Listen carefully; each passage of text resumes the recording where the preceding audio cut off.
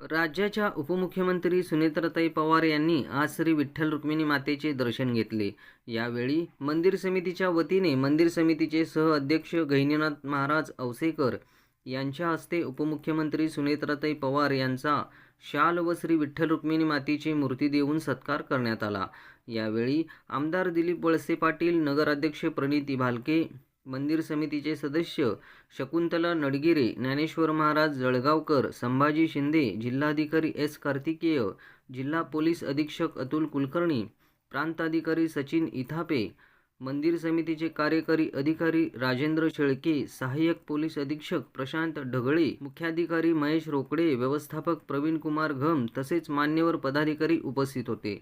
तत्पूर्वी उपमुख्यमंत्री सुनेत्राताई पवार यांनी श्री विठ्ठल रुक्मिणी मंदिर संवर्धन विकास आराखड्या अंतर्गत सुरू असलेल्या कामांची पाहणी करून माहिती घेतली। यावेळी मंदिर समितीचे सह अध्यक्ष गहिनीनाथ महाराज औसेकर यांनी मंदिर जतन व संवर्धन विकास आराखड्याअंतर्गत करण्यात आलेल्या व करण्यात येणाऱ्या कामांची माहिती दिली।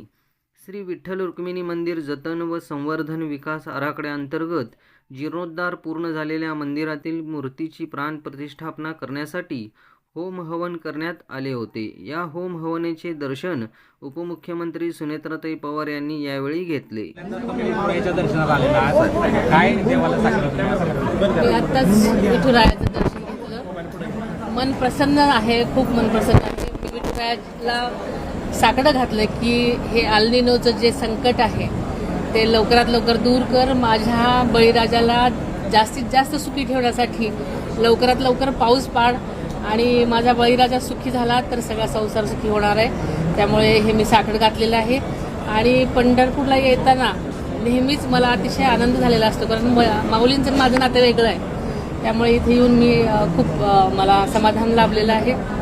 आपल्याला माहिती आहे की वारकऱ्यांसाठी ही प्रत्येक महाराष्ट्रातल्या कानाकोपऱ्यातून जो वारकरी येतो त्याचं दर्शन सुखकर होण्यासाठी महाराष्ट्र सरकार सर्वतोपरी प्रयत्न करत आहे। मी 12 जूनलाच एक कलेक्टर साहेबांबरोबर आणि सगळ्याच आमच्या आयुक्तालयामध्ये मीटिंग घेतली होती। 10 मानकरी पालख्या आहेत, त्यांच्या सर्वच कमिटी मेंबर्स, मंदिर समितीचे सगळे प्रमुख आणि त्यांच्या सूचनानुसार सगळ्या वारकऱ्यांसाठी आम्ही तयारीमध्ये आहोत, जेणेकरून प्रत्येक वारकऱ्याला सुरक्षित, आरोग्यदायी आणि समाधानकारक दर्शन होण्यासाठी आम्ही सर्वजणच कटिबद्ध आहोत। काही ठिकाणचं काम सुरू आहे आणि ते सुद्धा आता प्रगतीपथावर आहे। या निमित्तानं माझा थोडासा आढावाही झालेला आहे। इथे समाधानकारक प्रगती सगळीकडेच चालू आहे, त्यामुळे माझा येणारा वारकरी अत्यंत समाधानाने त्याला विठुरायाचं दर्शन मिळणार आहे अशी मला खात्री वाटते।